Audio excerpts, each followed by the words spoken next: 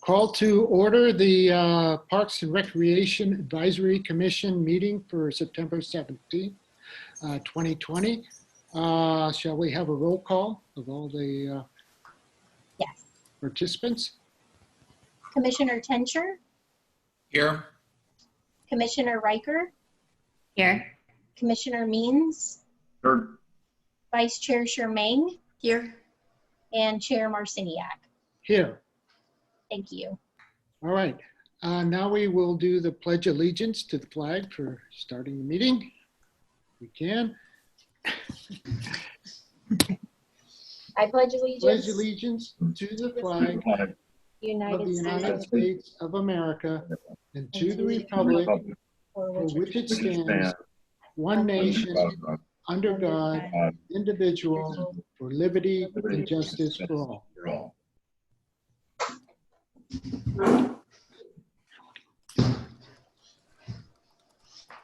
Now, oops, got in there. Can we adopt the agenda? Are there any additions or corrections that would like to be made to the agenda? Not hearing that, will I have a motion to accept the agenda? I'll make a motion that we accept the agenda for September 17th, 2020 as is. Okay, and a second? I second the motion. A second. Thank you, Dave. All in favor? Aye. Aye. Opposed? Okay, we adopted the agenda. Now we go on to approval of the minutes from the last meeting of July. Are there any corrections, additions, or comments to be made to the minutes?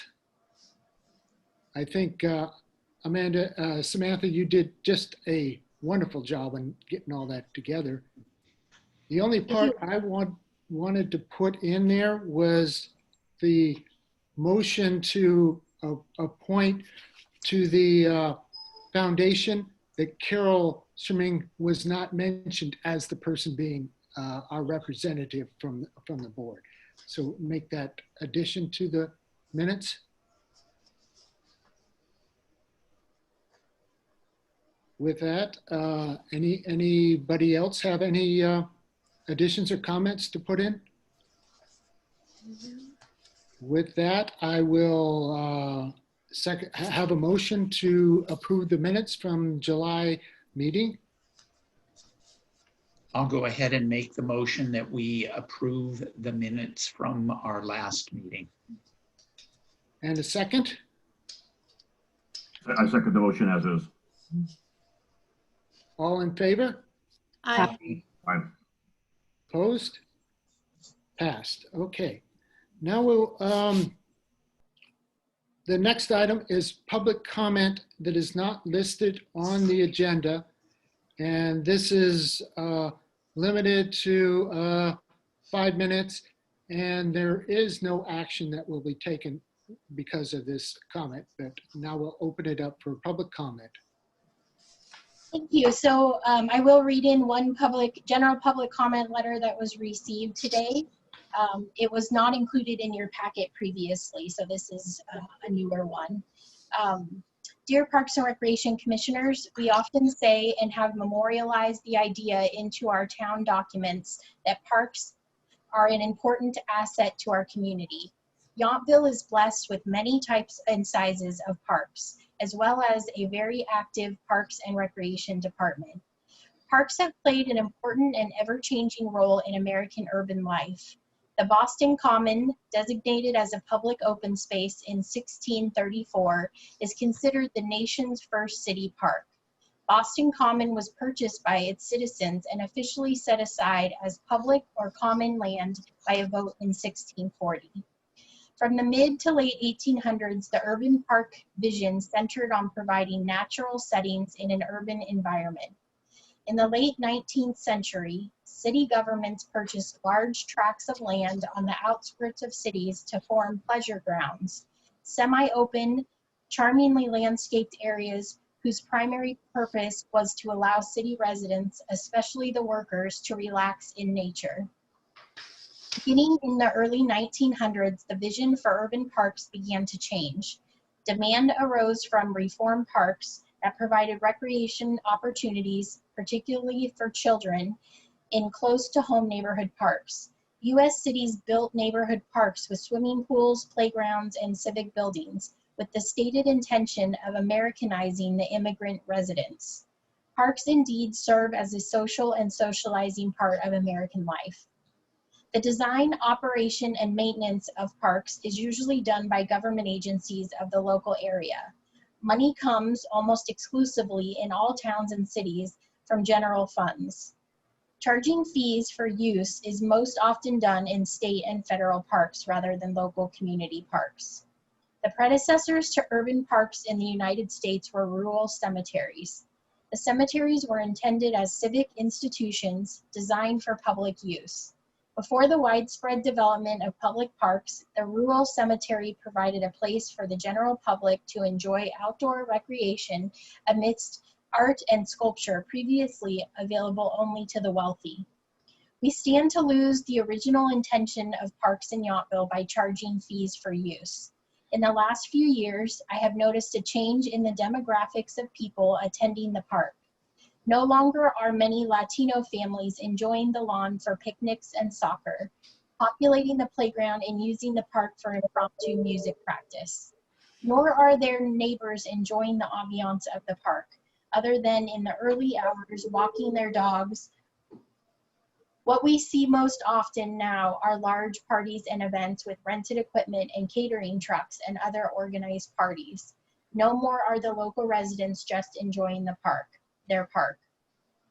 It is an insidious change that fees for use put into action. These fees are discriminatory on their face value and serve to eliminate the original impetus for creating parklands. Parks are of value to every aspect of Yountville life, from public health and social interaction to environmental aesthetic value, to community economic stability and overall community value. Parks are of value to every individual in town, whether they can afford the fee or not. Whether they can afford the fee or not determines whether they feel welcome to or can take advantage of its benefits. That was written and submitted by Pam Reeves on Jefferson Street. And that concludes the general public comment. Thank you very much, Samantha, for reading that, and that is in the record. And I welcome any other comments that may come in. I have no idea if there's anybody else that wants to. And not seeing anything, I will close the public comment part of the agenda. The next item is the administrative item, and the first part of that is the report sharing the 5-year trends on park use and for discussion and feedback on potential changes to policies and procedures. So I think you had a report, Samantha? Yes, just 1 second. Let me change my screen to get my notes open. Thank you. So tonight, before you, at your request, is an informational report showing data and statistics of the last 5 years of use of our park system in Yountville. And I just want to make sure that I'm clear that the data and information presented to you tonight are things that we can calculate. So we can calculate how many people come to a park reservation event, how many reservations we've had. We can calculate how many times we've had a city or town sponsored special event, and we can calculate how many non-town sponsored events. What we can't so accurately calculate are the drop-in users of our park system. So those are the people that just come to use the playground or set up a picnic or come just to visit for a few hours on an informal basis. And so those are things that are definitely more difficult to gauge. I mean, we do have a way of knowing when it's been very busy, you know, as far as us out there in the field, the amount of garbage use, the amount of restroom products we go through, but those are all kind of a cursory way of knowing that it's been a very busy weekend or week in the park, because we don't do a head count of everyone who comes in. So that being said, I do have a couple slides to go through with you, and it's really a compilation of the information that was provided in the staff report. And then I did add some additional information today based on some feedback that we were given. And I think it was good suggestions. So I should be sharing my screen now. Is everyone able to see that? Yes, I am able. Okay, perfect. So as we discussed the park use over the last 5 years, we do compile obviously park site reservations for the picnic sites. So just to refresh everyone's memory, we currently have 5 reservable picnic sites in our park system. And so there are 4 at Yountville Community Park and 1 at Veterans Memorial Park on the south end. And so as you go through this data, just keeping that in mind, it's not, we don't reserve space in our other smaller neighborhood parks.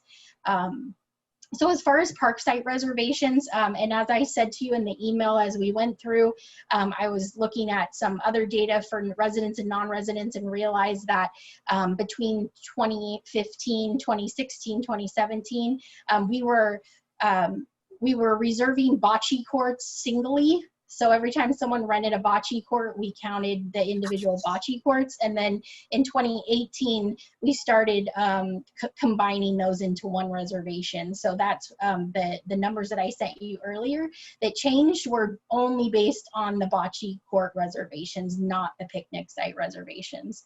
And so that's why these numbers from 2015, 2016, 2017 go up or go down so substantially in 2018 is just because if someone rented or reserved 4 bocce courts, it's 1 rental instead of the previous years where it would have looked like 4.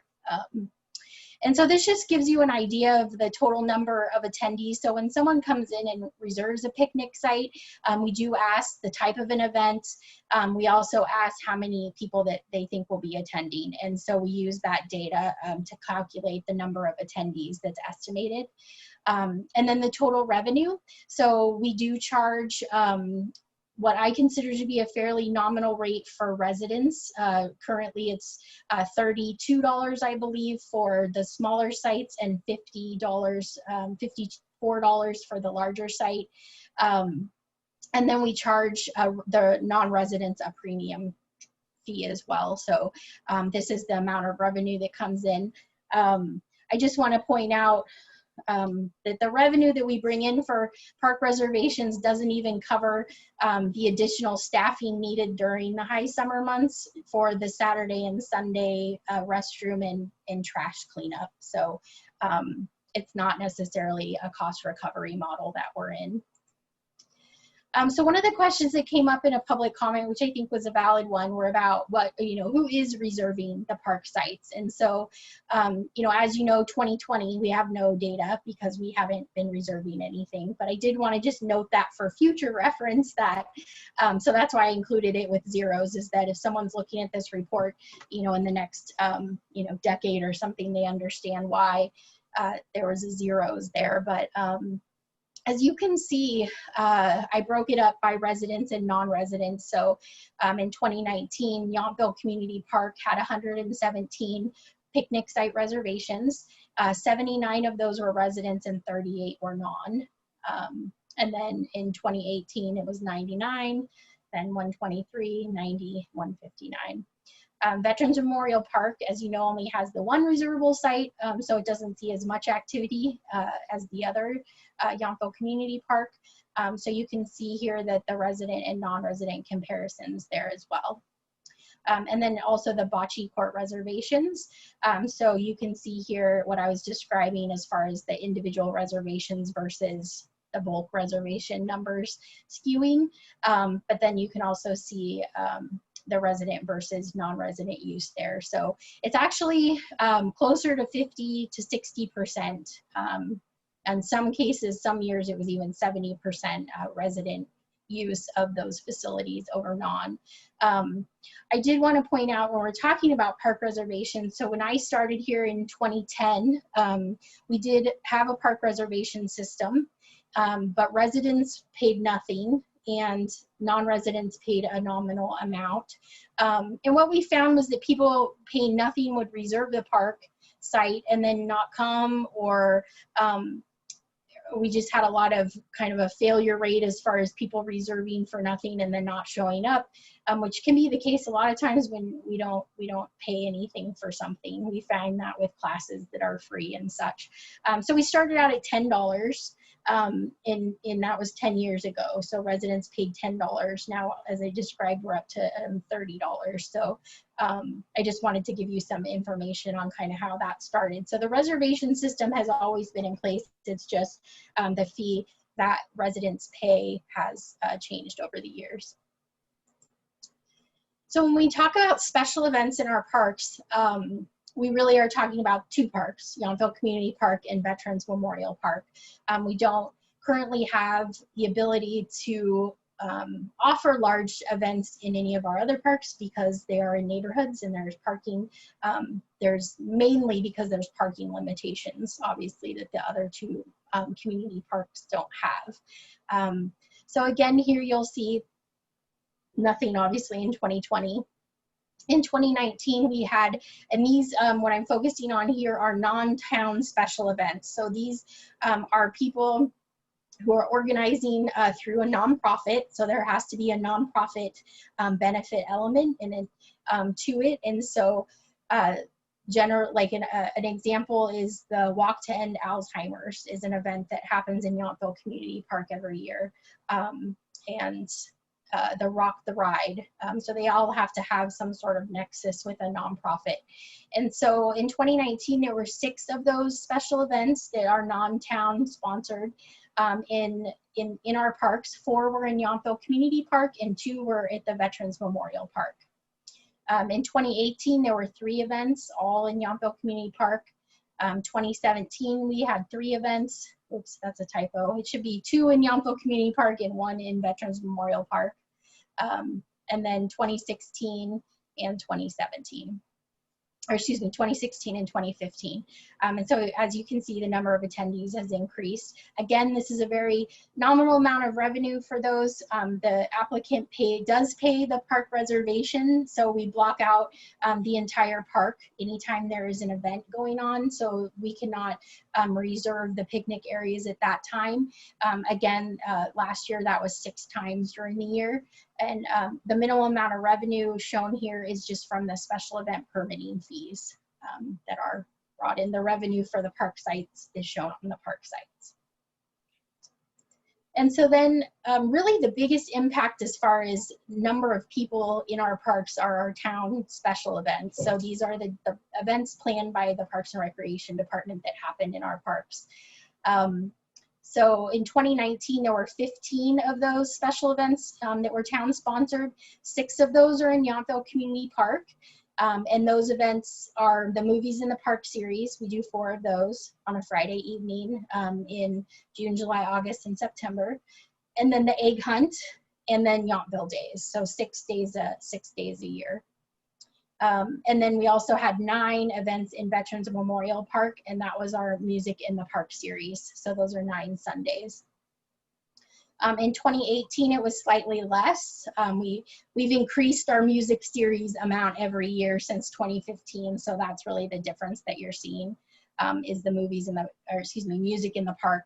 The 6 events that happen at Yountville Community Park have happened since 2015, where this data is, but actually in 2011 is when we started the 4 movie series, and then we've had the Egg Hunt forever, and Yountville Days really has gone on, I mean, for 30 plus years. So the total number of attendees has grown, mainly again due to the Music in the Park series, and that occurs at the Veterans Memorial Park. So the most of our impact for those 15 times a year is coming from the Music in the Park series at Veterans Park.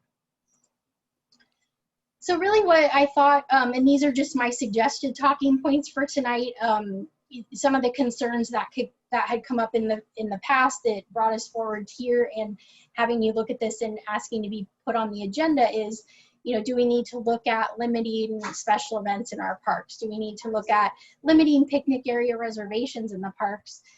Are there other issues or limitations that need to be discussed, such as capacity issues, activity limitations? So those are all things that we can talk about tonight. And really the process looks like, if we discuss tonight that we want to move forward with some sort of administrative policy change or even a change to the municipal code, we most likely would bring that back to you as a future item to discuss what that language might look like before it moves forward to the town council for their consideration. So that's really how the process would look. But I'm happy to answer any questions that you might have. The one thing that, I'm just looking through my notes because I thought of something else that I think would have been relevant. So, there's a discussion, and it'll come up in a public comment later, is that we're reserving the park sites so much that the general public isn't able to use them. So I went back and I just glimpsed at 2019. And in 2019, there were only 16 days out of the entire year where we had 3 or more of our park sites reserved. So 16 days where 3 or more of our park sites reservations were reserved. And I just wanted to point out as well is when someone comes and they reserve a park site, it's only for a 4-hour period of time, generally speaking. I mean, there's probably people that may stay a little longer, but they are reserving it for 4 hours. So it doesn't necessarily take it out of commission for the whole day. And of those 16 dates that I looked at, I mean, that was definitely the case. So I just wanted to put into perspective kind of how those use patterns work. And how that ties into to the fact that we can't technically count the number of people just dropping into our parks. And I think that you may be surprised at how prevalent that is. We are some of the highest use, especially Yountville Community Park, parks in the Napa Valley system.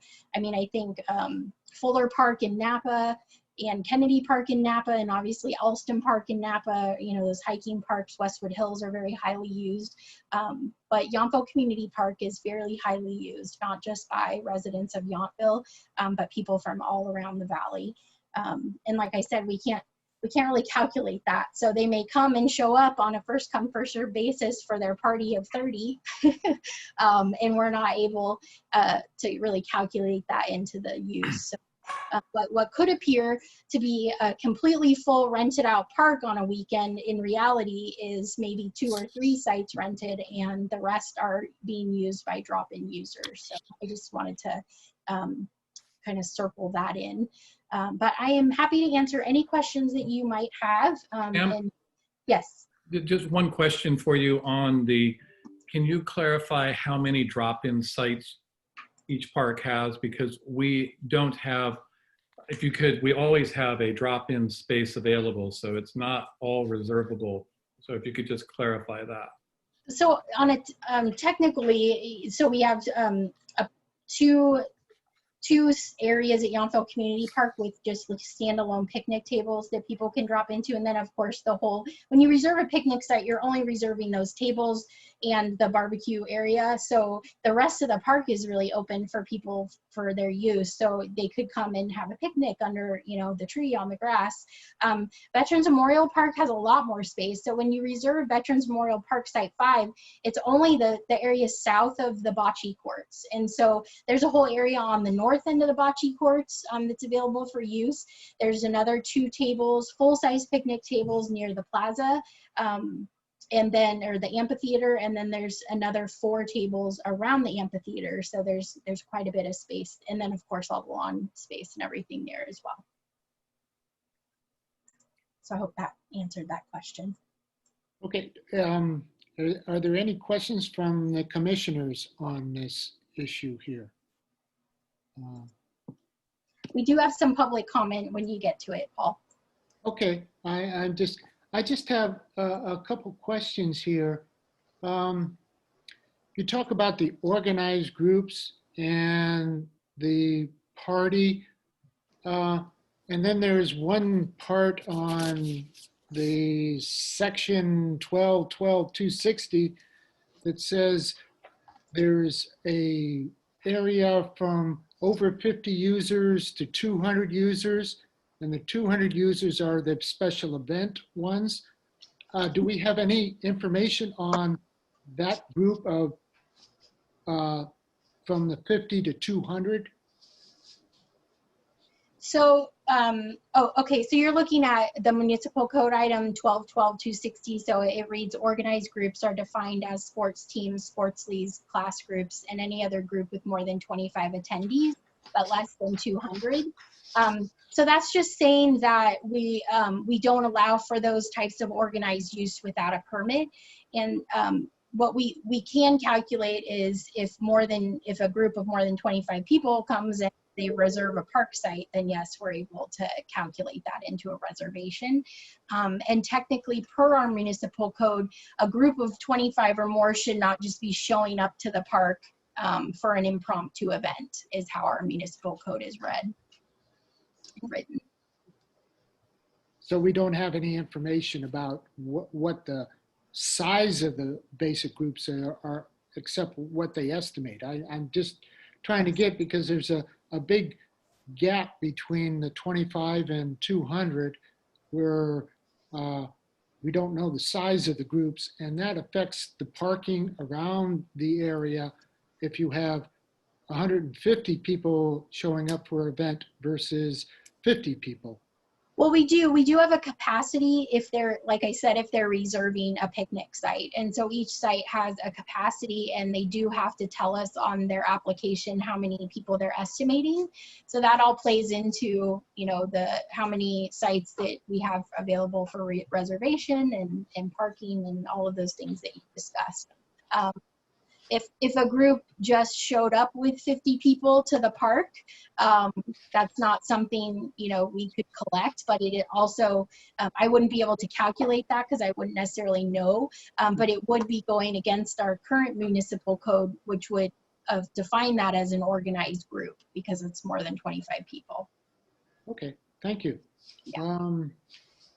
I pretty much, you know, I know most of the usage for this is at the community park as versus the Veterans Park.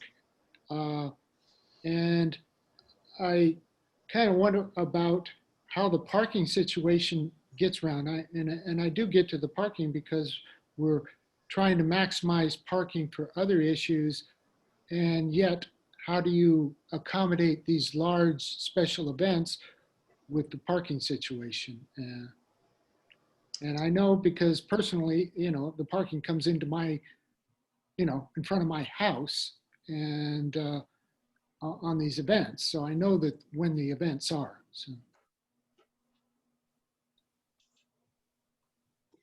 So we do ask that they provide a parking plan. And so that's something that we analyze as well. And it is difficult though. So you give, I know because we specifically for Art Sip and Stroll internally, we bring in a lot of people, and I have to have a parking plan, and we reserve space at the Veterans Home, and we run shuttles and all kinds of things. And we don't even tell people that parking is an option in the middle of Yountville. We ask them to go up there, and people just don't. So it is difficult to manage. And so for those larger events, they do submit a parking plan.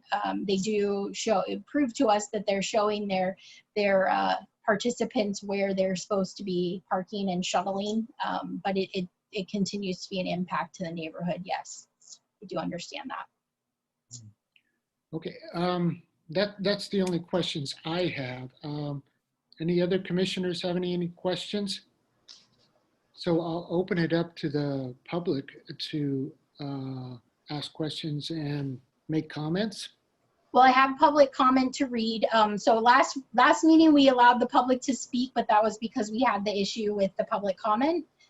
So we don't have that issue. So technically I just need to read into the record, just so you're aware. Okay, thank you.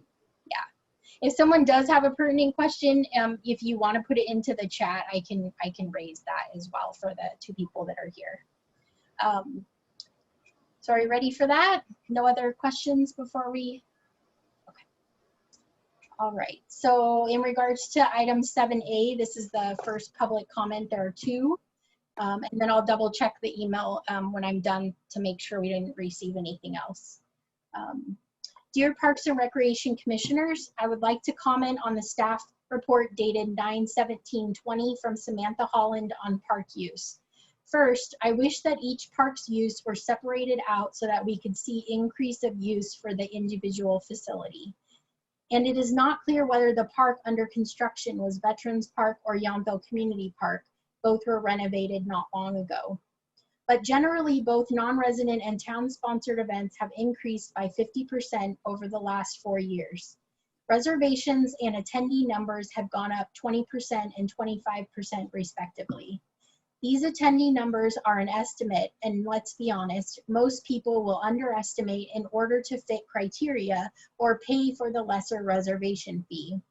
If the trend continues, we are likely to see a close to 50% increase in those numbers as well between 2015 and 2023. It seems necessary to differentiate between parks in town. 1, Yountville Community Park is located right across the street from many residents, single-family homes, and multi-unit apartments. It is a local park that has been used more like a municipal park because it was our only park for many years. Veterans Park is bordered by the highway, the main entrance street in town, and is across from my business. It is more of a municipal park location with opportunities for use not suitable for a park like Yountville Community Park. Yountville Community Park in such proximity to residences. Here, residences, including the mobile home parks, are set back and away from impacts and are behind the business of Washington Street. 3, Vineyard Park is tucked back in a residential area, and its use by non-residents mostly comes from word of mouth and invitation by surrounding residents. It is more of a neighborhood park. These parks and the activities afforded by each have completely different impacts on residents. What is an acceptable amount of noise and inconvenience to the residents who live around Yountville Community Park? As we have seen, use numbers have increased and residents there are expressing concern over the quality of their environment over these increases. As use increases in the park where residents are impacted, the most recent example is in Vineyard Park and the pickleball soundproofing. Accommodations should be made to mitigate those impacts as best we can. While I have no problem with town-sponsored events in the parks, I do question the need to have non-town sponsored events in the park that has so many residences right across the street.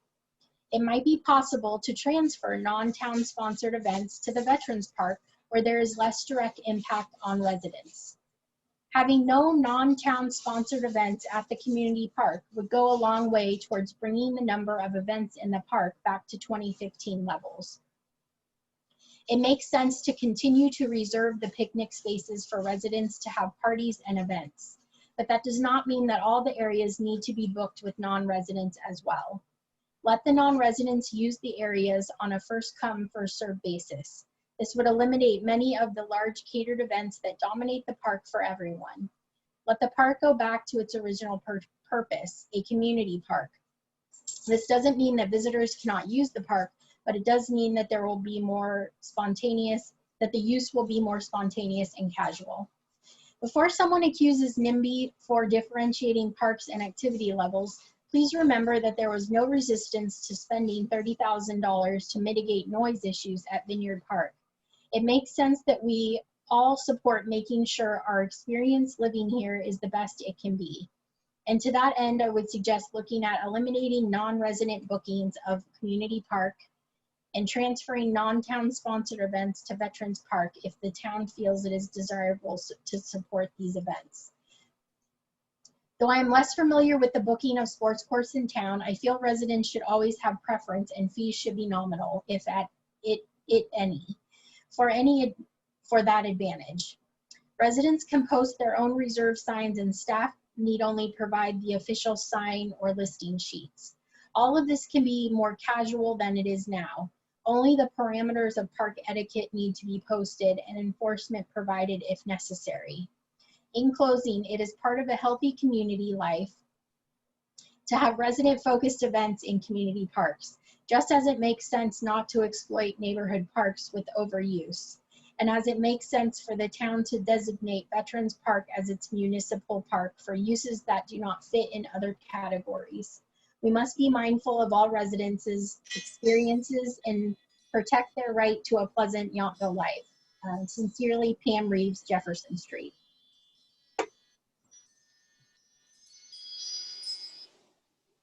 Okay, next one is from Lloyd Penrod. Dear Parks and Recreation Commissioners, regarding agenda item 7A.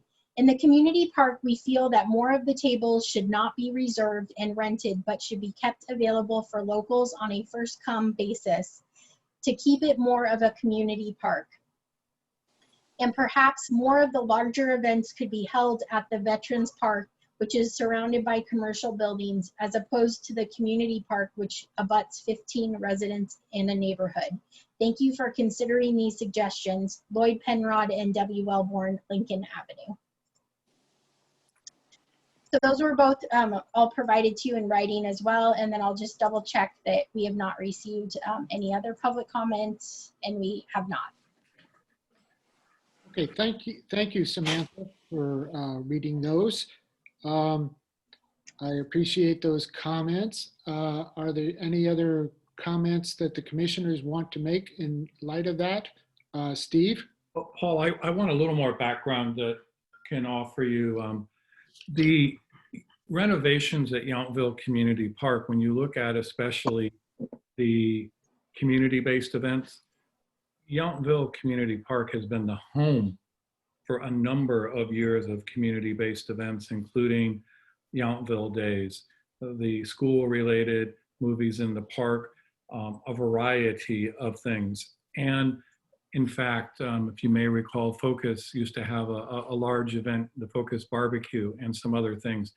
The renovation of the large gathering area was actually done to make those, one, ADA accessible for all of our residents. Some of you may remember the gravel that people would sink into in wheelchairs and stuff.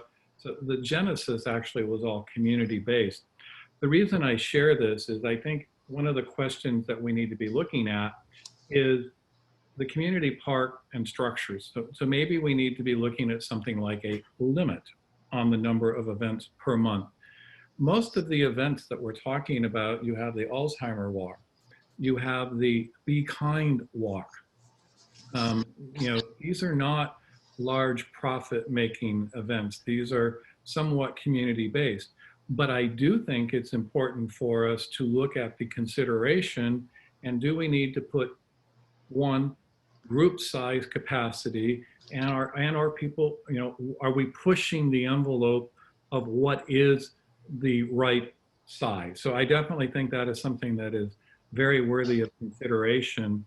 And then we can put together a broader policy. But I do want to let people know that some of those community events have been held at Yountville Community Park for quite a number of years, and having no community events there might be a big policy change that would need to have some further evaluation. But we can certainly discuss that more. Thank you, Steve. I have one comment to follow in on that. I know the town events, the Yountville Days Parade, the Easter egg hunt, the movies, they're all town sponsored and they're very good. We have other events, but what we're looking at is not a 12-month view of use of the park, but basically an 8-month use of the park, because you're not going to have the wintertime much usage. So we do have to look at maybe limiting something about the usage of this, so it's not compressed into a shorter period of time. although they don't look like a lot, but you put that over 8 months as opposed to 12 months, it's a big difference in the amount of usage. So that's the only consideration I have. Thank you. Carol? I just want to, in the letter, one of the letters, I think it was from Pam Reeves, but I think one thing we really got to keep in mind that when people have a family event that they're having, so say birthday party, which are very common, that families they reserve at Yountville Community Park. The reason that I think you just got to remember, they're choosing that because it has the beautiful playground park that's recently, in the last few years, done, and that's part of the draw. When you've got young children, they can go and use that as part of the entertainment. They're using that park there. They cannot do that at Vineyard Park. They cannot do that at the Veterans Park because that's not what the facility has. So I think in supporting how the reservations are going now, that we got to keep that in mind, because that's really, I think, what a lot of the young families, that's the reason that they're requesting to come. And they've got the picnic tables, the bathrooms, there's the grass areas, we all know, but that playground area is very popular. Great. Wendy? Yep. I guess I'm just curious, if we eliminate or limit reservations, what would stop people from just showing up anyway? I'm just wondering if it would really change the dynamic. Like if we think somehow we're controlling it by having reservations, I almost think having reservations gives us a little more control, and I don't know if there are insurance considerations, right? When they come and have an event, what happens if someone has that party and they get hurt, or, so my fear is that, like, I hear what the neighbors are saying, but I just wonder, by eliminating reservations, is if then you end up with people like showing up super early to mark their spot. I mean, if you're going to have a birthday party at Yountville Park, I don't know that it would keep you away if you couldn't reserve it anymore. Well, I have to comment on this part. I don't think we're limiting the reservations for party use or family get-togethers or picnic table areas where you have certain areas where you can do for a small group. I think reservations help for the local people so they know they have this, rather than people showing up at 7 o'clock in the morning, dumping stuff on the picnic tables to reserve that so nobody else can use that. That's what we're trying to eliminate in that particular case. Reservation, it's more or less, how much do we charge? Are we trying to make this more profit orientated, or are we just trying to make it a community area? Well, I think if you're going to have a party, though, and if you think about a kid's party, I'm just using that as an example there, the parents are going to want to reserve that, the families will, to ensure that they're not going to have the children's friends and family members showing up. And then now where do we go? We've got 15, 20 people, where are you going to go ahead if they can't have it in their own black backyard, let's say. So the reservations, I mean, that's a good thing that they're doing that. Yeah, I agree with the reservation part. It's just, how much do we charge? What kind of motivation do we do? The priority is it for the community, the locals, or for any first come, first serve? So that is a huge question that we have to answer at some point. Sam, do we know the rates that we charge comparison to the other Napa, like St. Helena, Calistoga, and Napa area? So we're considerably less. So when you compare resident to resident fees, so we are considerably less than any of the other entities for their residents. The last time I looked, a resident fee space in like Fuller Park was well over $150, I want to say. Ours is under 40 for residents. And then non-resident fees, I can't recall. So we do, I mean, yeah, I think that we do tend to charge more market rate for non-residents than we do for residents. Receive a significant discount in Yountville. And I will point out that if you look at the revenue chart, you know, we're looking at 14, 16, 15, 17,000. Revenue is not the significant motivating factor behind the fee structure that we have in place.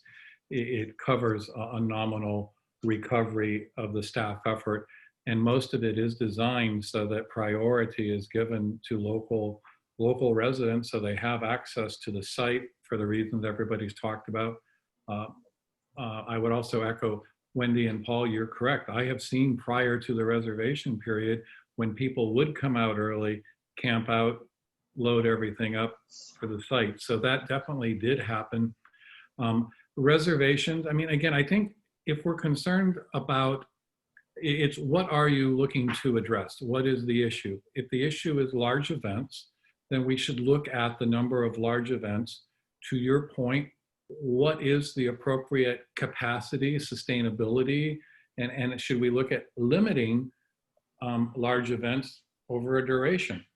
And then that becomes a policy guidance, and then you can come back and look at, well, which ones get put in the queue, and you know, basically then we'd be saying no to anything else that location.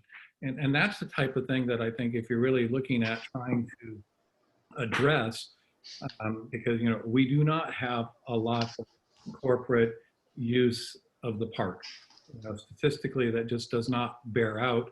We have a lot of small group parties, families, quinceañeras. They look different now, but we still have a lot of those birthday parties and social gatherings that are by far the largest amount of park rentals. And as you saw statistically, you know, they've been consistently used by residents the majority of the time. Alan, you had a question? Yeah, several things. First of all, Samantha, thank you for putting together such a thorough and data-driven summary of park activity. So thank you for that. Second of all, I want to echo what Steve says. It seems like we're dealing with several issues, and I'd like to take them one at a time and deal with them and be done with them. The issue that seems to be missing a little bit to me, well, there's two. One's a comment, but before that, Steve asked a little bit early on, and I'm a little unclear in each of the major parks, Veterans Park and Yountville Community Park, how many places are reserved only and how many are available for people just to drop in? Because one of my thoughts is that a lot of people just drop in. They come up from Napa. Some of them are Yountville residents that drop in, but here's my comment is that the demographics of town are changing so dramatically, and we see this in what people are looking for in their Yountville experience. You know, the Veterans Bash, people love to join a party. People used to throw their own parties, but now we're a town, I think, that likes to join parties, and Parks and Rec has done a marvelous job in creating things like the movies in the park and stuff like that people seem to like to join into.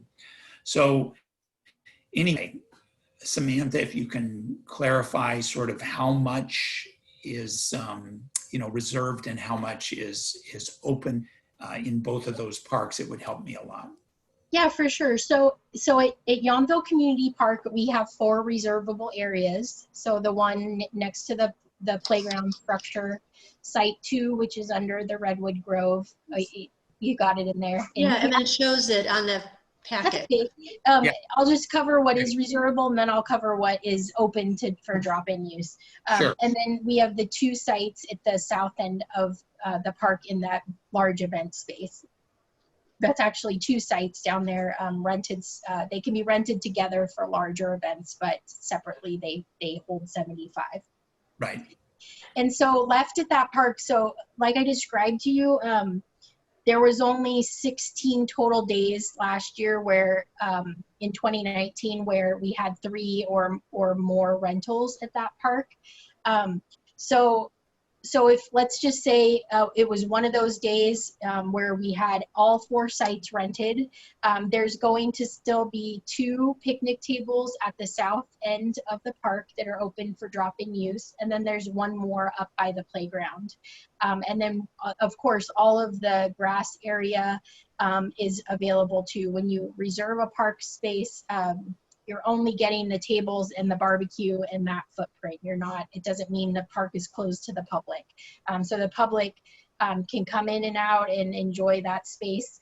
Even during, this isn't answering your specific question, but even during events there. So if someone is having a, one of those fundraiser type events in the park is still open to the general public. They cannot close the park to the general public. So I just want to make sure that's clear.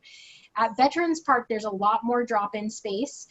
The only reservable site, Site 5, is at the very south end of the park, adjacent to the dirt lot there. So at the south end of the bocce courts. And so technically speaking, there's 4 picnic tables at the north end of the bocce courts that are always available unless bocce club is going on. And then there's 2 more full-size picnic tables near the plaza area. And then there's 4 additional smaller size tables around that plaza. And then as well as all of the open grass space. And the same thing I stated before is true there, so. Okay. And then with respect to the 16 total days where, you know, everything was reserved, and that refers specifically to Yountville Community Park, is that correct? Yes. Okay. And it was either 3 or 4. So I think when I looked, there was maybe 6 days, and it was 6 days with 4-hour slots of time where all 4 sites were booked. And we never book back to back. So we never have one formal reserved space and then another one come in later in the day. So they can only have 1 reserved use a day at each site. Okay. So it seems one of the things that was brought up is whether being more spontaneous and less reservation based, you know, might create a different vibe and be more bucolic, for lack of a better word. I kind of think I'm hearing from some of the others, at least, and then my personal opinion is pandemonium is never something that I look forward to. So I like the reservations, that a table is often open or available. It seems would allow for people to spontaneously show up. So I think the reservation idea, if that's one of the things we're dealing with, is solid, and the pricing and preference to Yountville residents seems reasonable to me too. Thank you, Alan. Any other comments on this? I think we probably have 2 issues. The small group party reservation and the large special events that we have at the park. Those are 2 separate issues there, and I agree with that. I think everybody would like to see the use of the small groups continue with the use. I think it's more or less, to me, that my impression is the larger special events, we have a number of town-sponsored events, and then other events. How much do we use the park for those in a combined method on this? Am I correct in that thought process? That's the way it seems to me. So aren't the 2 that we mentioned that are the large ones are the Rock the Ride and the Alzheimer's? Those are the only 2, is that right, Samantha? That's were the really large ones that were not town sponsored? So those are 2 of them. The Be Kind Walk would be another one. Kind, okay. That's it. That's at Veterans Park. The Be Kind Walk. Alzheimer's. The Alzheimer's Walk we discussed, the Rock the Ride, and then we had a smaller Crush Cancer ride that was about 150 people last year. Also, one of the larger activities is a Thomas Keller restaurant group That's where they rent the park for their employee appreciation event. yeah. And we do have them go through the special event permitting process for that because of the size. So those are the ones that occur that are non-town sponsored currently. And just so you know, when we do get requests for those non-town events, they are very closely scrutinized for fit, but unfortunately, you know, the Alzheimer's Walk is one where I think they're probably this year would have been, I think, 6 years in Yountville, and that event has seen some growth, and we actually were discussing its fit before moving into this year, which obviously they didn't have an in-person event, but looking at alternate sites for that. So we do closely scrutinize, you know, those events, but again, you know, it was mentioned before, we only know what we know, and if people don't accurately record their estimated attendance, or their estimated attendance is low and they get a big crowd, we won't know until it happens, unfortunately, and then we can react for future years. But, you know, it's something we talk about a lot in parks, with public works, is those kind of drop-in passive use areas.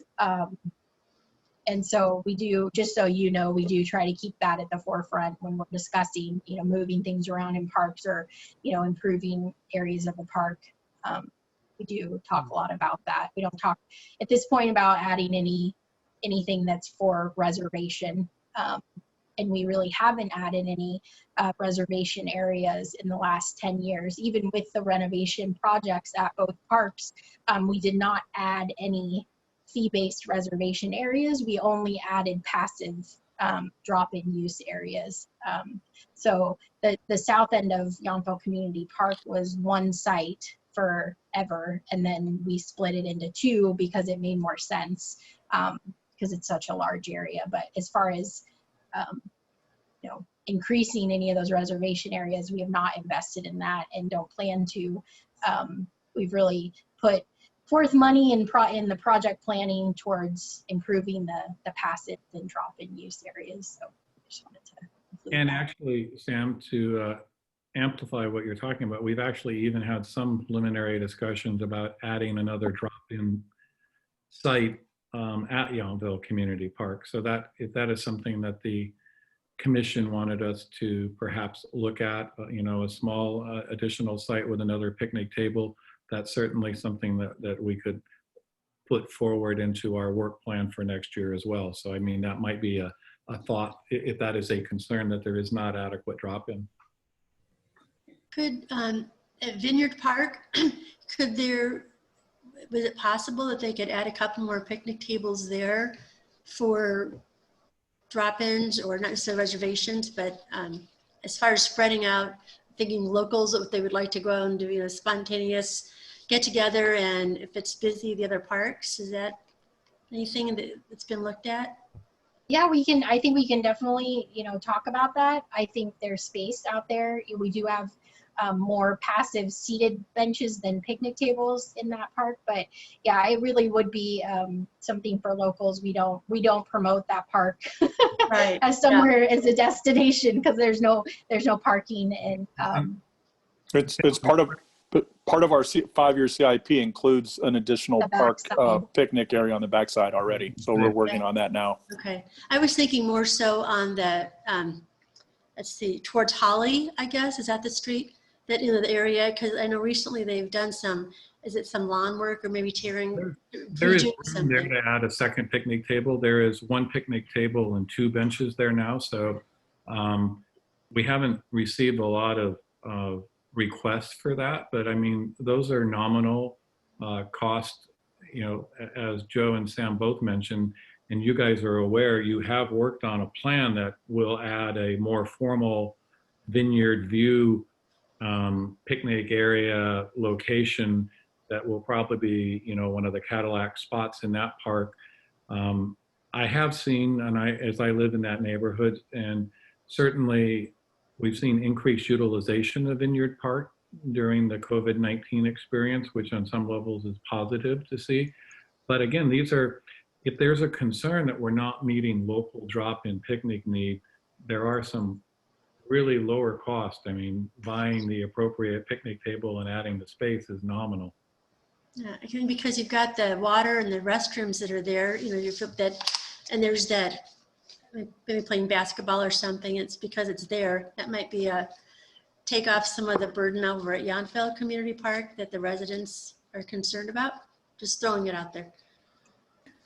I think what you mentioned earlier, in just something to maybe preface the conversation a little, is that, you know, we have, although we have the Tot Lot and we have Forester Park, residents know about those, but not a lot of non-residents know about those, which is good, right? They tend to go to Yountville Community Park. They tend to want to reserve Yountville Community Park picnic sites, and what you said, Carol, was exactly why, is the playground structure, and that we have restrooms, which is not something you get in a lot of area parks. And so, you know, the other thing I was thinking is, well, we could, you know, cap the number of reservations that we do. So maybe we only have 2 sites rented on any one day. But I think what problem that you'll run into is then we'll see an increase in the number of people that just show up at 7 a.m. and lay all their stuff out, and sit there for the day until their 4 o'clock party. And so I don't think that's necessarily what we're going for either. Yeah. Because it is such a high use park.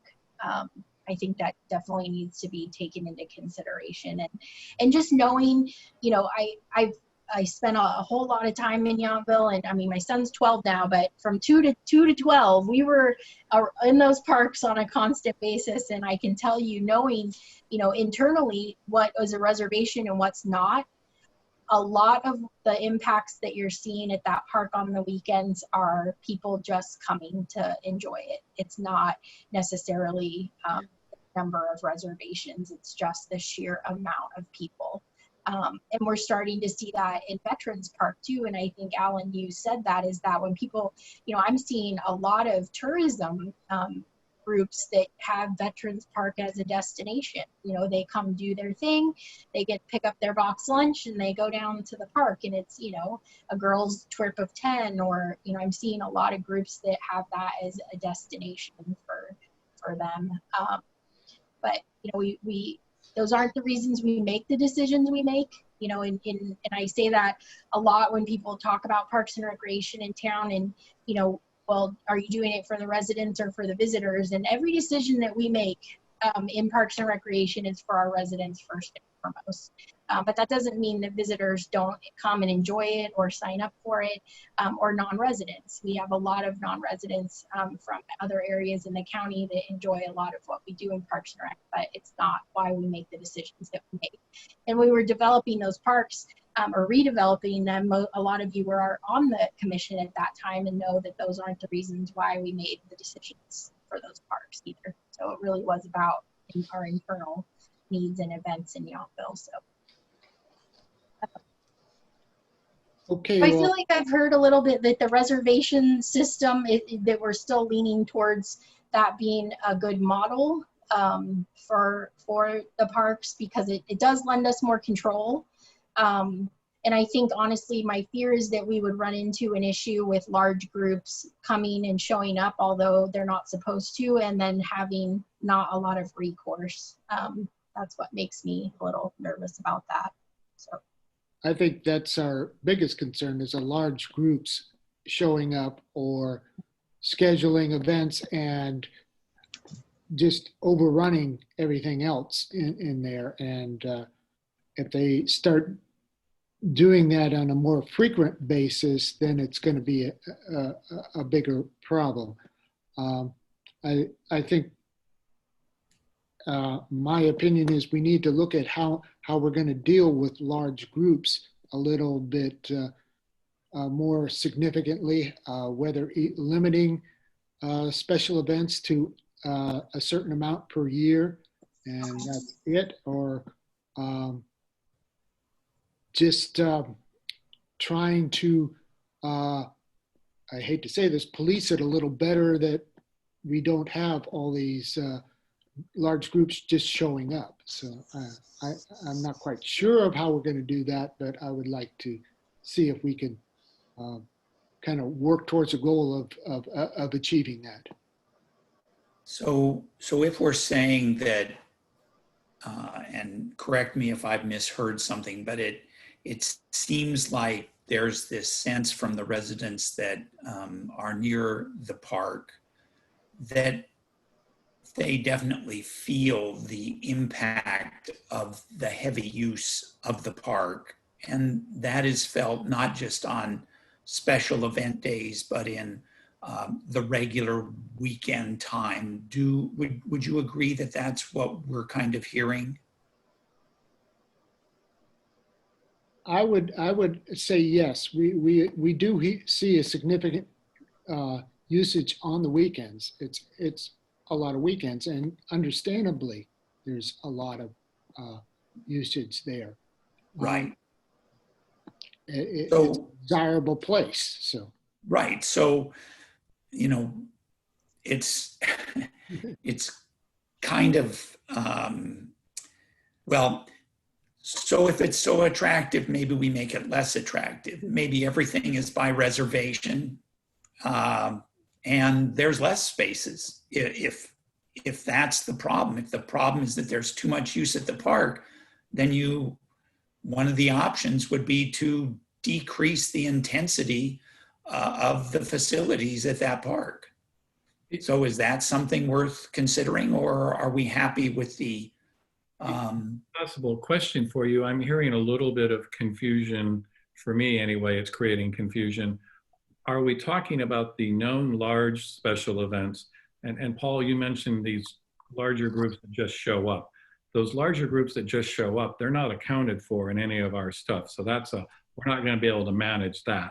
So the real question for me is, I think these are appropriate policy considerations for the commission to wrestle with, is do you want to limit the number of town events?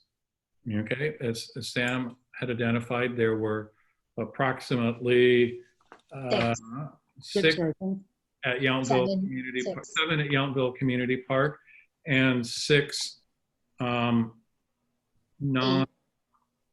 8.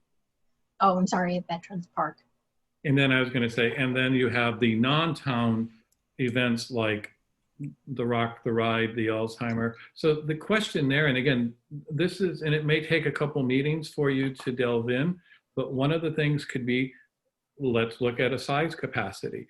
Maybe some of these, and these are conversations that Sam and I have had, because as we look at things like Rock the Ride, especially when we had the event, right after the Veterans Home shooting, there was a large, community-based response to that. But maybe that's too much for the park. So the question would be, first, I think 2 considerations. One, capacity. So what is the carrying capacity size? And then, is there a limit? Or do you simply say, make a recommendation to the council, no non-town sponsored? Because then you run the argument that somebody will try to get a town co-sponsor. But I mean, or is there a range of 1 a month? And I agree with you, Paul, it's probably 1 a month during that 8-month period, and see where that goes. Or is it 4? I mean, those are the types of things that I think we're talking about, or at least is what I'm hearing from one of the, some of the public comment in terms of how I sense they're looking at that. And of course, that's going to have a different level of conversation, because some of those, I don't know, that's just maybe a starting point to help you. And I think that's a very feasible starting point. And I feel that although, yes, there is a benefit to those nonprofit events, I think, if we were to say, unfortunately, if you want to stay in Yountville, you're going to have to move to the South End Park. I don't think that is necessarily going to be a huge issue. We did have, we had a lot more events that used to come through town and come through our permitting process when the Veterans Home allowed them to be on their campus. And so 2 years ago, the Veterans Home stopped that. And so a lot of those very large scale bike events now move to Napa, to Justin Sienna or other sites.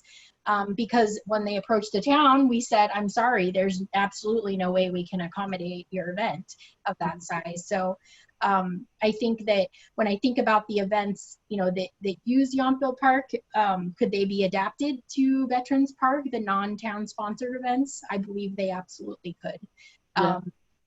And I think that, you know, I think about the town sponsored events in Yountville Community Park, you know, there would be April, there would be June, July, August, September, there would be one a month, and then there would be October, which would be Yountville Days. So that would be, you know, one a month for a six month period of time.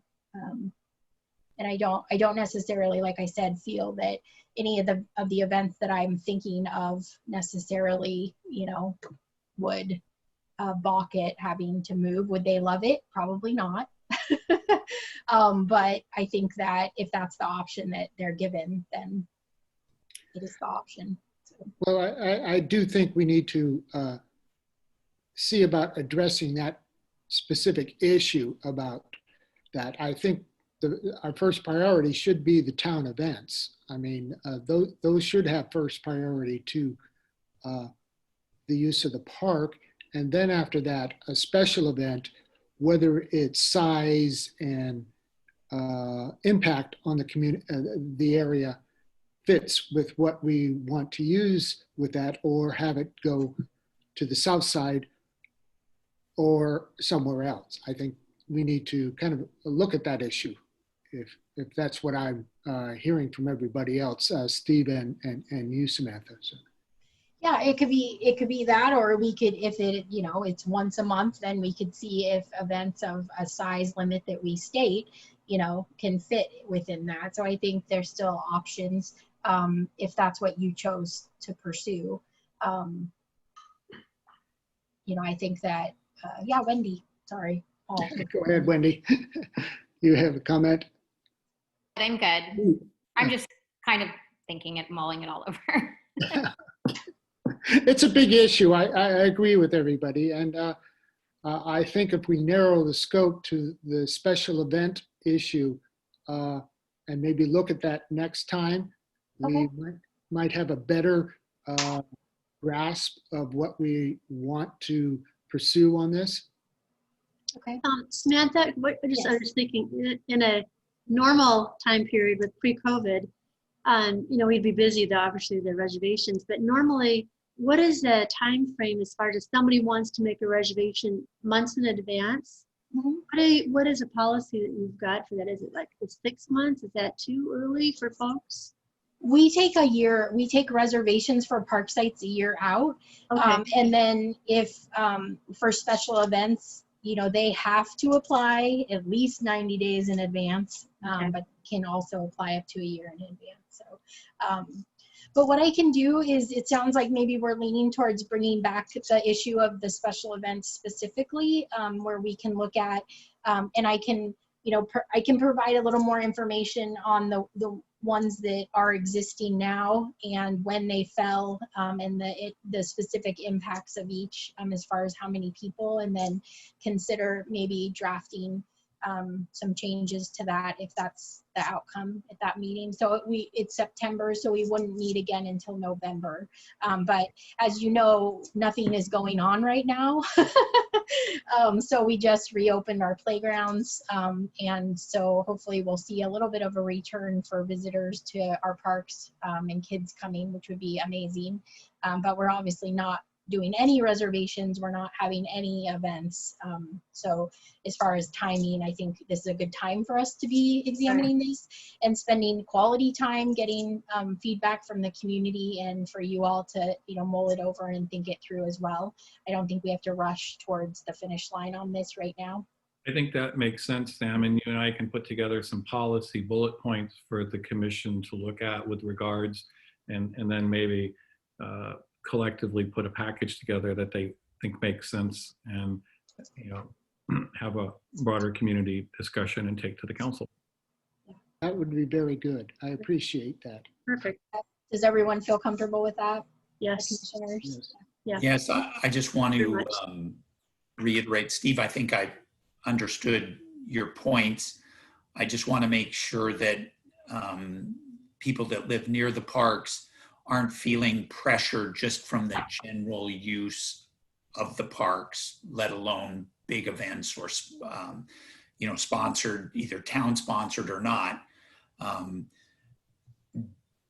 Do any of the commission or staff feel that the intensity of use of the park, just with the number of picnic tables, play areas and stuff like that, is creating a negative experience for the residents? Or are we simply hearing that the concern is the large events? I feel that from the public comment that we've received to this point, that the majority of the concern and impacts are around those larger events, and then a concern that there are areas in the park that are open for people to just come and enjoy when they choose, and not have to pay and not have to reserve, but to come and just enjoy it. And so I think that's really the two main things that we're hearing. And we can continue, obviously, to engage the neighbors in the area there as we move this forward in November. And also the broader community, because there may be some other community feedback as to some of these events and the values. So I think what we're trying to say here, and that's why I'm going to come back to capacity and frequency, those make a lot of sense, because then we have something to manage to and address, so that we aren't creating something that is too large. And potentially those events then have a choice. If they want to continue, as Sam said, then they have to agree to comply by our rules for the use of the park. And then if not, I think, I'm going to suggest we'll come back with some similar concepts for Veterans Memorial Park, so that we don't create another problem inadvertently. Because I remember 14 years ago, my first volunteering with the Focus Barbecue. I'm helping people, and I think it was Eric Knight and such, and the truck is rolling up, and this was before we have the nice plaza area at the Veterans Memorial Park, but things were being put in, and it was just, overtaxing that site, and that led to a lot of the community discussion about, well, maybe this should move to the community park. And that was, again, so I think the takeaway here is, yes, we're hearing, there may be other points of view as well that we need to factor, but I definitely think looking at a policy on the frequency of events and the impact on size, we can certainly look at whether there's the ability to add another drop-in, write up a little summary on the reservation policy. The fee structure, I will echo, again, it's $17,000 a year. We're not, and that's something to keep it low. So I think we've got a good starting point, and then we'll have that for you to have a broader conversation on at your next commission meeting. That sounds good. Okay, thank you. I think that does bring this issue. We're making progress on that, and bringing forth some solution that we can work on and bring to the council for that. So The other thing, I'll just more of a broader sense that we are, and I don't know if this is a COVID-19 issue, but we have a love-hate relationship with our dogs. And in fact, I'm sitting here in this meeting with my dog sitting underneath me. And I apologize if any of you have heard her. She gets a little, but we are seeing some increased communication and frustration about people not following the leash laws at all of our parks. I just want to say this is not a specific park. This is just a general, because as more people are out using the parks, that includes walking and taking the dogs, and some of the dogs being off leash. So it may be something that we need to come back and revisit as well. But I just want to acknowledge that we're getting some phone calls and concerns about that.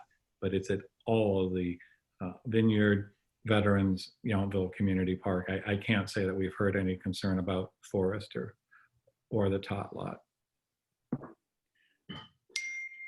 Okay, I think we need to go on to the next item on our agenda. It's the park's restroom discussion about an automatic lock system at night for the park. And I think that may be Joe that you've got a report on that.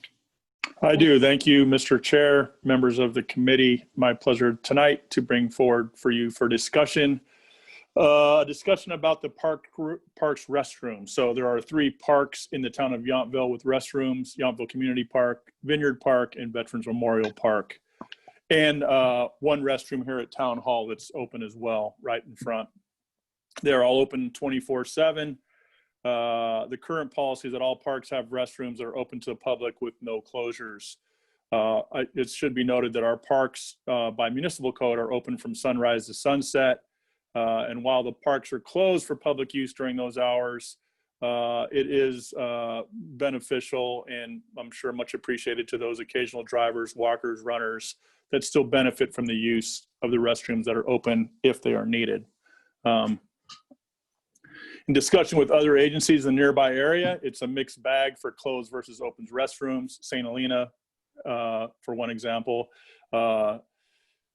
has the majority of theirs open, with one being the one main one in the park is closed with an automatic lock. They share that code with the NVTA bus drivers so that those restrooms are available to those drivers when they are needed. Napa closes the restrooms and has for some time. They have an elaborate system for access, and they also have somebody who is an overtime employee that opens and closes the restrooms. The staff concern for closing the restrooms is that, and this is based on our experience in a variety of park systems and in a variety of agencies, and it's across our staff, both operational staff and admin staff here in Public Works. You close the restrooms, that those who need the restroom will find a way to relieve themselves with or without the facilities. And it's certainly our experience at Public Works that we have had to deal with the end result of that reality. Restroom closures have also led to vandalism, of course, the cleanup and reports to law enforcement in some cases. In the case of the other agencies and staff experience, most of the closures in those cities and towns are driven by the need to reduce the access to the facilities by homeless or other similar uses that resulted in some unsavory behaviors and actions. And of course, in some cases, it has led to vandalism and misuse of the restrooms. As you might imagine, it should be noted that neither town staff or our sheriffs have had many, if any, issues with the restrooms after hours. Staff has been performing informal after dark surveys. It's been around 6 to 8 vehicles that are in the area. Most of those are parked at the cemetery end of the park. They're part of a parking management plan, and that's where they're directed to park. There have been some questions and comments about similar locks that were in place about a decade ago and why they were removed. And it seems like there was some issues with the operations, and in some cases, or in a couple of memorable cases, some patrons and one of the staff members got locked inside. So that's why they were removed. It seemed to be a concern for other local agencies when I discussed it with them as well. And with one commenting, I believe it was Napa, that said they had a similar experience with lock failure. We're reasonably sure that the newer technology is available. That's less likely and shouldn't be an issue. The electronic locks that we've been looking at, based on conversations with our neighbors and other agencies, about $1,700 each. So that would put and that includes some of the software and most, but not all of it. And we have 6 restrooms, so that'd be about $10,000, not including the install time, which would be minimal. This would give us an opportunity, we think, to have some remote operation, setting lock timing, that kind of thing. We think that if the committee makes a consideration of closing the restrooms, that they would also consider leaving at least one open without restrictions, and maybe a Veterans Park would lend itself to that more readily than the other parks, just because of its location and access to the curb and parking and that kind of thing. So in conclusion, the current policy allows for all restrooms to be open without a restriction.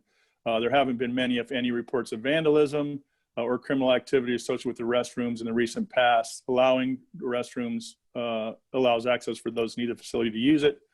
The majority of the restrooms at nearby agencies lock their restrooms to listen the homeless, the vandalism, and other crimes that happen. And installing the new locking system would be about 10 grand. It's not currently budgeted, but we recommend leaving at least one restroom open at Vineyards Park if you're going to consider locking the restroom. So with that, I'm happy to answer questions that you might have. Joe, I think you mean Veterans Memorial Park? Veterans Memorial Park, sorry. Yes, thank you, Steve. I misspoke. Are there any questions from any of the commissioners in here? Alan? Joe, do you have any sense, for example, at Vineyard Park, I can't imagine there's a lot of activity there after dark, but the other parks, Veterans Park, right off the freeway, I mean, I would assume that's got some use, but do you have any sense of what the pressure is? I don't really, committee member Tencher. I would just say that based on the surveys that we've done, there's just a few cars, so it might be, it's few if any, but I don't live near the park, and it's not, I'm not the one who's, there's been one or two people who have asked for this, and that's why we're discussing it tonight. Not a lot of use, I would say. I would say that the people who have their cars parked at the north end of the park that are restaurant employees probably use those facilities if they can. At the restaurant before they leave. I can't speak to it with any real educated opinion. I'm sorry. No problem. I was just curious to understand whether it's a, heavy issue or not so much. Yeah, just based on the surveys, and I've been the one driving around because I live here in town. So I've been doing the surveys somewhere between 8 and 10, 4 or 5 nights a week, and there's been between 6 and 8 cars. Like I said, most of those parked at the far north end of the park.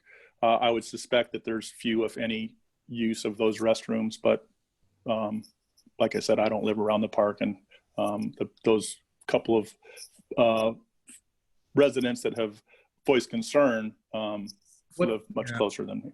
What I would say is that we probably, most of our parks are much more used 7 a.m. to 9 p.m. So if we looked at something maybe seasonally adjusted to 10 at, but I think, it's certainly something that we can put together. I do echo the idea that perhaps, especially if we look at limo drivers, Uber drivers, and some of those, and being able to market a restroom that could be available and we monitor it.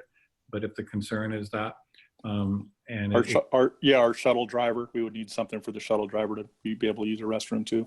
So that would support keeping, and it probably makes sense to keep, as Public Works Director mentioned, focused on Veterans Memorial Park at this point. So, I mean, it's certainly something that if you all wanted to support the policy, then we can look at going to the council for the funding authorization. Dave, go ahead and ask your question. Thank you, Paul. So I guess my input was fairly minimal, but would there be signage then to direct people who are at the veterans there, or Vineyard Park? I think it's very minimal at all, but that's tell them where to go. It's possible to go use a restroom at. That's what we would be. That's what we would do. Of course, yeah, we would try to communicate it in as many ways as we could. I just have another question. I'm assuming that these locks are programmable, so we can set them to be on at any time and open up at any time. individually, each one be programmed. So, That's, and my feeling is a person who's going to use the restroom doesn't just park their car there for a long period of time. It's a short period of time that they're going to drive into town or go there, use the restroom, and leave. So it could be any time in the middle of the night. So I appreciate the fact of the town willing to put in a policy and invest in the money to set up a programmable thing, so we really have a better handle on just what the usage is in the middle of the night, because nobody's out there watching it. We don't have video cameras out there watching it all the time. So we really don't know, except for the word we get from neighbors and people about traffic going by. So I know it's an investment, but we also need to think about, the restrooms are very clean, and if we can keep those restrooms very clean for the day use, I think that's important for our both residents and park users. So. yeah, we clean them every morning regardless. So it hasn't been a problem to this point, Chair Marciniak.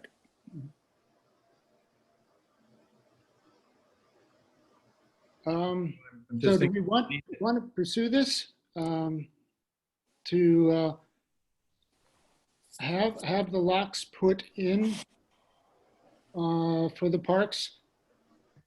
If I could, Chair Marciniak, I think the recommendation here would be to recommend the change in the policy, to implement the locking system, and to recommend that the council fund.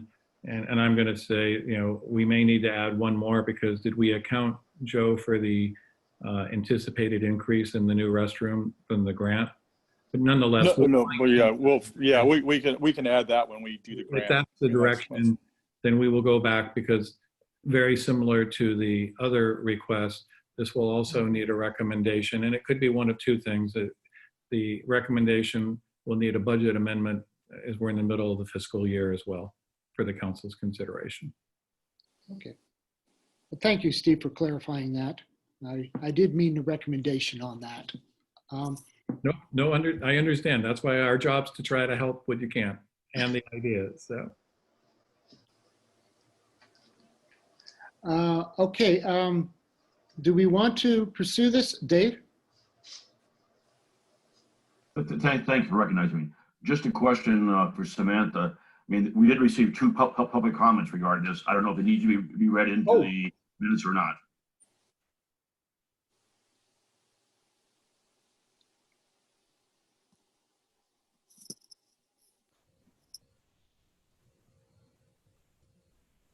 Sorry, I was muted.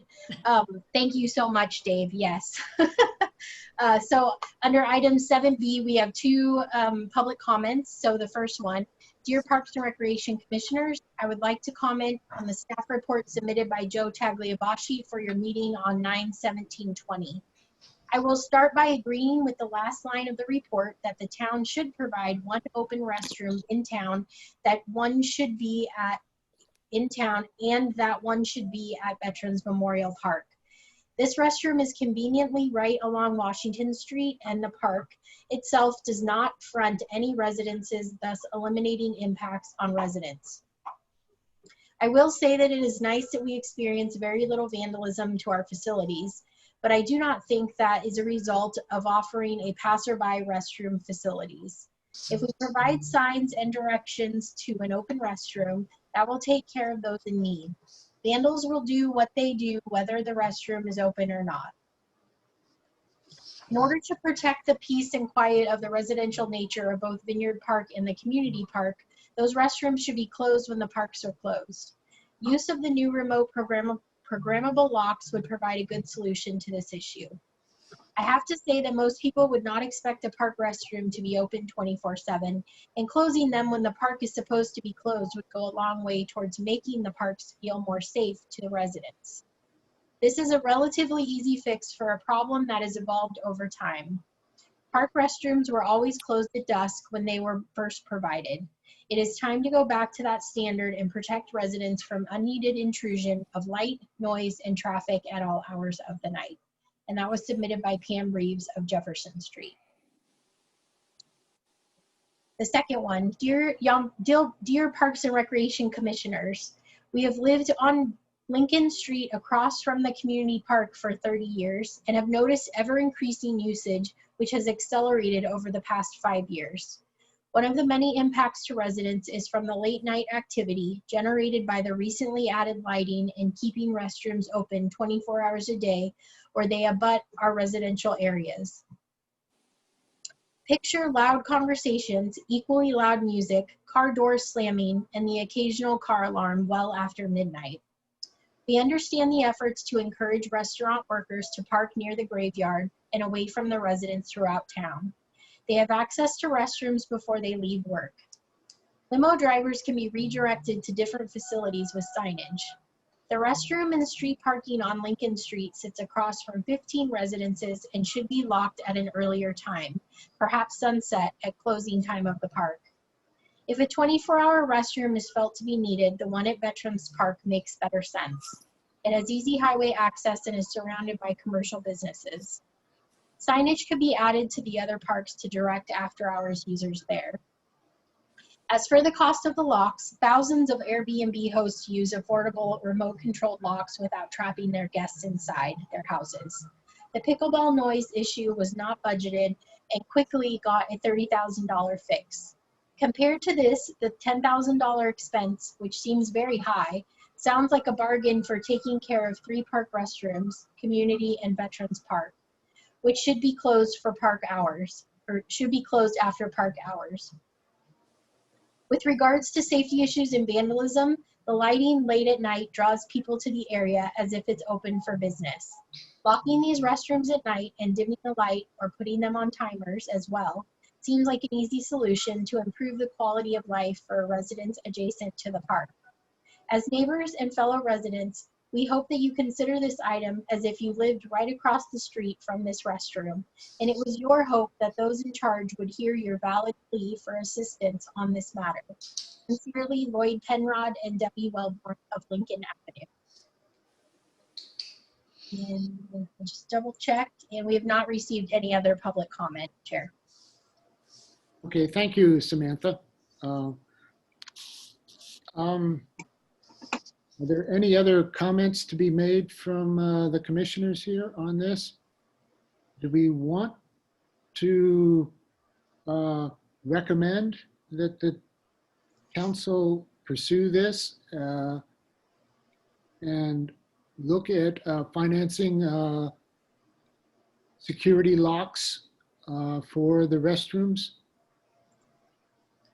I think that would be a good choice to go ahead and do that, and just to do in the clarification, it's the restrooms at the Veterans Park. So there wouldn't be any confusion that people would think we're funding at the community park or Vineyard Park or any other one.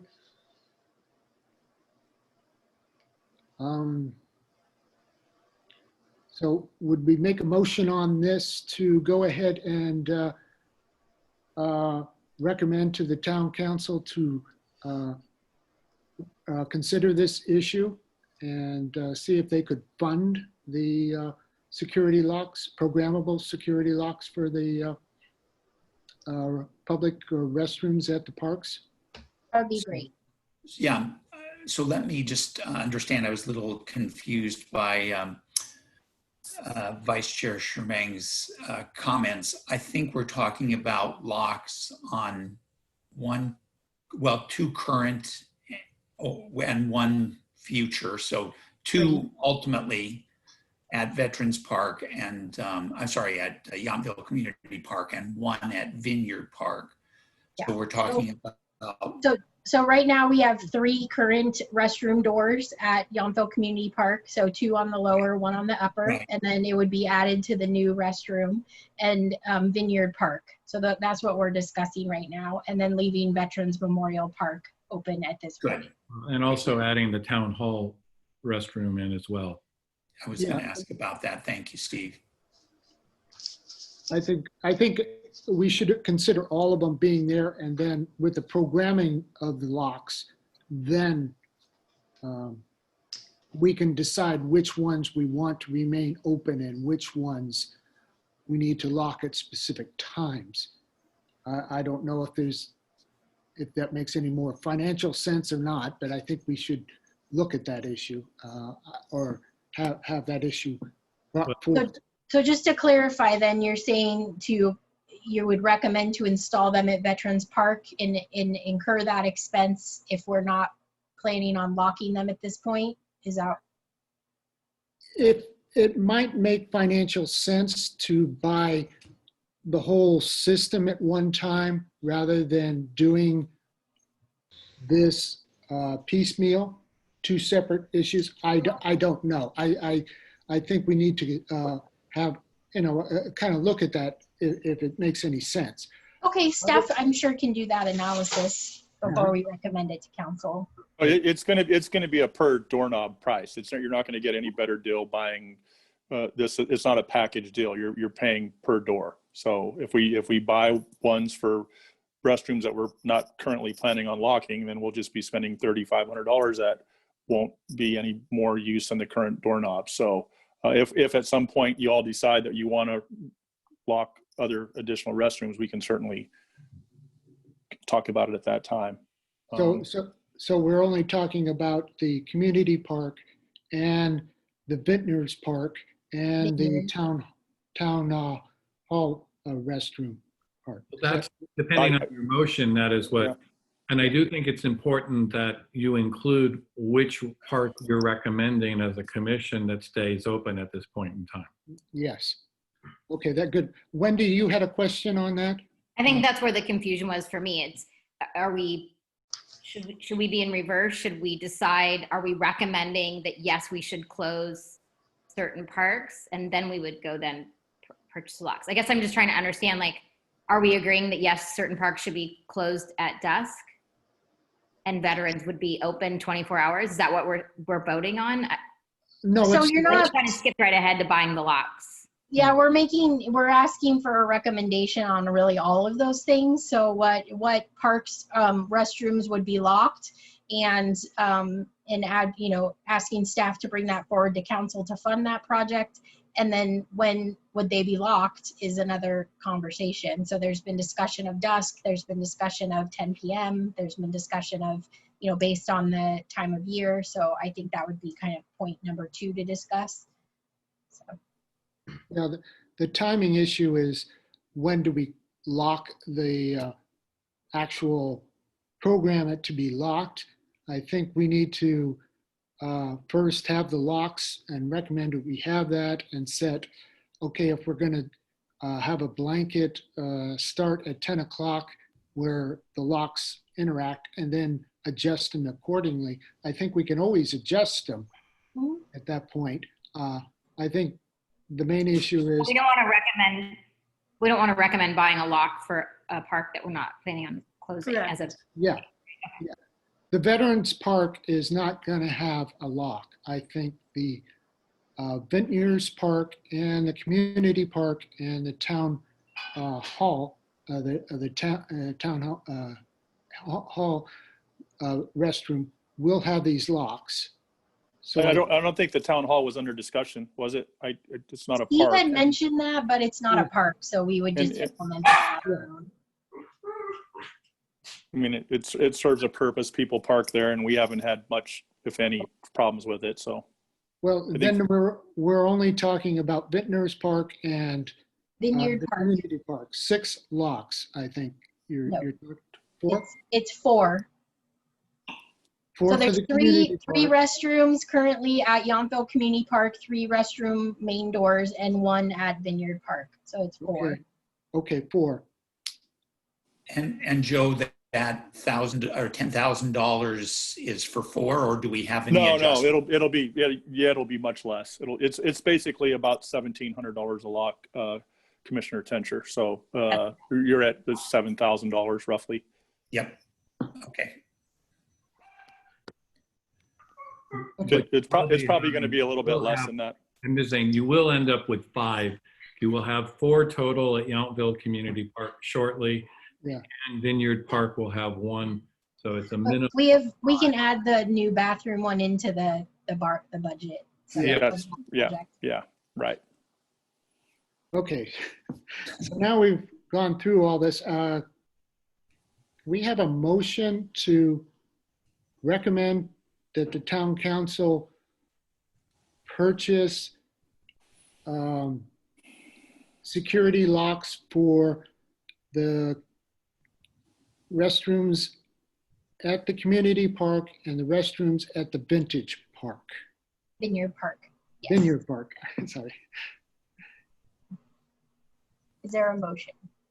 I'll go ahead and motion that we propose to the council that remote access or programmable security locks be purchased for the restrooms at Yountville Community Park and Vineyard Park.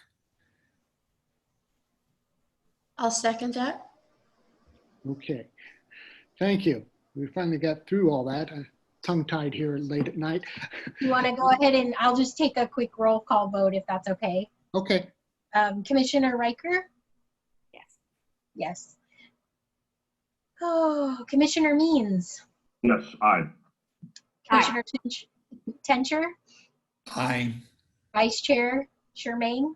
Aye. And Chair Marciniak? aye. Thank you. So do you want to have the discussion about timing or do you want to wait on that? Let's talk about it. I think we can. We've come this far. Go ahead. I think it makes sense I'm definitely on Vineyard Park. Sunset makes perfect sense. At Yountville Community Park, which is really the one most likely where the residents are going to be impacted, if we say that those cars that are parked up by the cemetery are restaurant workers and they can use the restrooms at their place of work before heading to their cars, then that park too makes sense to me, that it be, when the park's open, the restrooms are open. When the parks are closed, the restrooms are closed, with the exception of Veterans Park.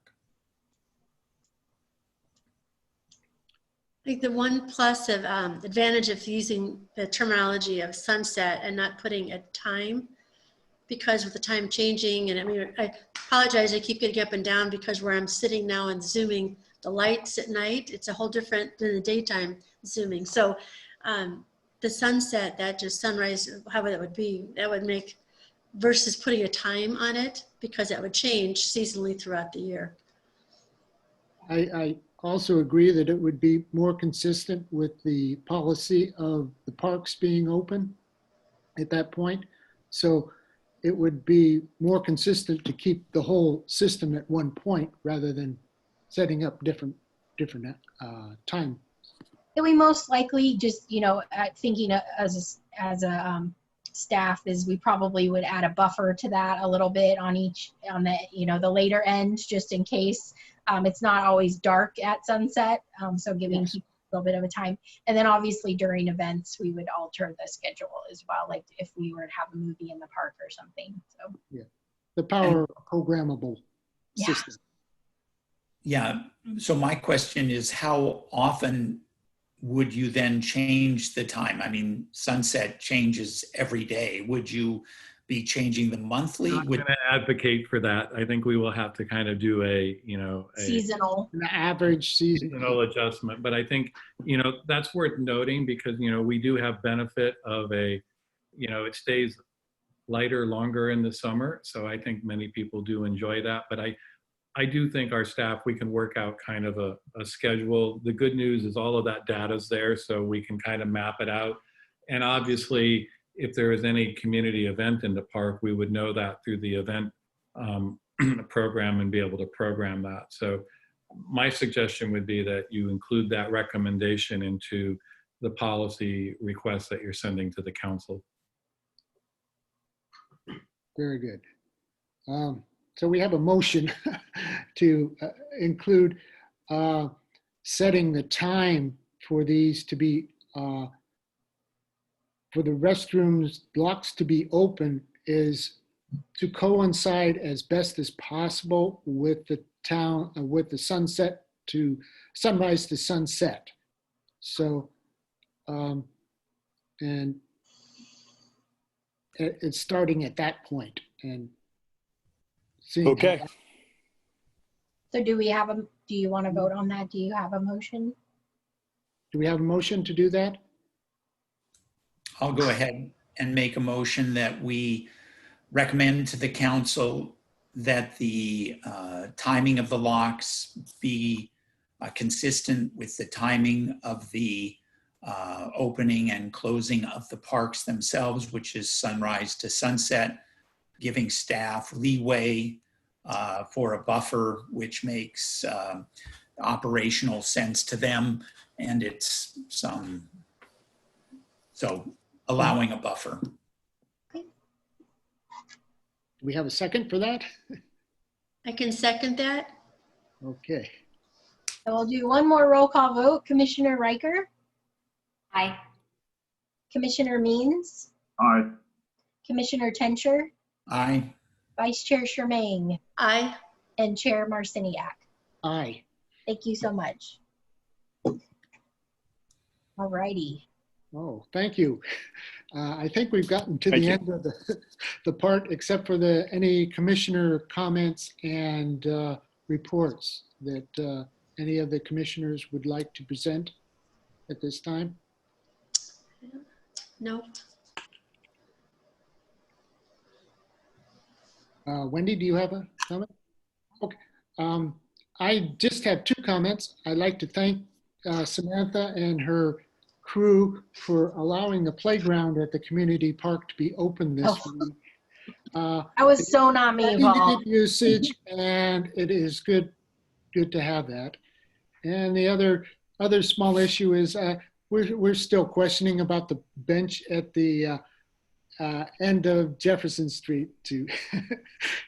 Sure. I've had a lot of conversations with your wife, and I have let her know that with COVID and the other items that we have going on, that we're doing our best to get to everything, but that unfortunately has been a little bit down the list, and I hope that you understand that we're doing our best to get to everything, but we got a lot of stuff going on right now, Chair Marciniak. So it's in the works. We haven't forgotten you. I have had probably 4 or 5 conversations with your wife on the subject, and I hope you understand that we're working on it. But we're now cleaning restrooms every morning. We're down a staff member because we had a seasonal worker that didn't feel comfortable working in COVID, so he retired, and we haven't filled that spot because we're just trying to conserve the budget to the best we can because of the COVID economy. And there's just so many bodies and so many hours in the day, and we have to get to the things that make a difference in a lot of people's lives, and not to say that the bench isn't making a difference in lives, but we're trying to balance all of the stuff we have going on. So hopefully you understand that. Oh, I do understand. It's just a gentle reminder that it still hasn't happened. So. No, I talked with your wife a week ago, and I think I talked with you 2 weeks ago, and we're doing the best we can. All right, thank you. That's all my comments that I have. Carol? I just one thing quick, piggybacking on Joe, that thank you for mentioning the park opening up, Paul. I think that's great news to have the kids have a place to have an outlet. But also what Joe was saying, the fencing around the tennis and pickleball courts is all going on this week. The Hopper Creek close to our Rancho de Napa, we're going into Oak Circle, all that's going on. I mean, there's quite a bit in the midst of everything. So kudos to you, all of you, the town staff. They're working very hard, and it's difficult. So thank you very much for understanding. And the after-school camp program, Samantha, you've got going on. Yep, we're keeping it rolling. You're doing a great job. Thank you all. Now I guess we'll come I think to a motion. Alan, did you want to say something? If I may, just to hear a little bit more what Joe and his staff are experiencing with the installation of the Acoustafence. I did get Samantha's email update on that, but just it's always interesting to me to understand, you know, how that process is working for you and what you're thinking about as that goes in. It sounds like you're learning a lot about the installation as you take on the project. Yeah, it's not as easy as it looks in the YouTube video. Let's just put it that way. You know, we want to make sure we get it right, and those things are heavy, and they're not. It's kind of like trying to fight a mattress. If any of you have moved a mattress, you know, you just can't grab it, and it's not solid, and it kind of flops around, and you can only get a couple of people in that lift, and so we want to make sure that we're getting it plumb and even, because it'll just kind of continue to be less plumb and less even as you get further down the line. So taking a little bit of time to get that first panel or two up and just learn the process, and we're just trying to get it right and make sure that what we're installing is going to stay there and look good for a long time, and that we're not damaging the mat as we're installing it. And we're trying to recognize that people still want to use the court, so we're trying to move the mats around so that people can still use the courts. And I don't think it's going to be a 3-day install like they said in the video, but it will be done hopefully sooner rather than later, and we'll be benefiting for a long time to come. Yeah. Well, thank you for accommodating players, and thank you for all your efforts to mitigate this issue that was troubling the neighbors. Sure. Yeah, I'll pass that along to the staff. They'll be happy to hear that. Thank you so much. Can I just tell you one thing with the playground? So I would love to take all the credit for that, but part of it is the governor's reopening plan. And so the county public health director allowed Napa County playgrounds to reopen, and our staff you know, got right out there, and thank you to them, our public works staff, because after being closed for so long, it took quite a bit of cleanup, and then that cleanup got ashed on. So, you know, there's a lot going on out there, but we got our playgrounds reopened, and I know we have very excited groups that are coming to use them. So You'll have a lot of happy children running around in there. yeah, And so really, parents. yeah. The only thing that's remains closed at this point is the volleyball court, and that was due to multiple complaints to the county COVID line. So we did close those down for that. But everything else at this point is open with social distancing and mask recommendations and hand sanitizer and all those kinds of things. Great. Thanks, everybody. So now, can we have a motion to adjourn the meeting? This has been pretty eventful. And Dave? I motion that we move forward to adjourn this meeting until our next meeting in November. Thank you. Second? I'll second that. All right, Carol. All in favor? Aye. Aye. Okay, Thank you all very much for your time. and Thank thank you, you. I Tim. appreciate this. Right. Good night, everybody. Good night. Bye.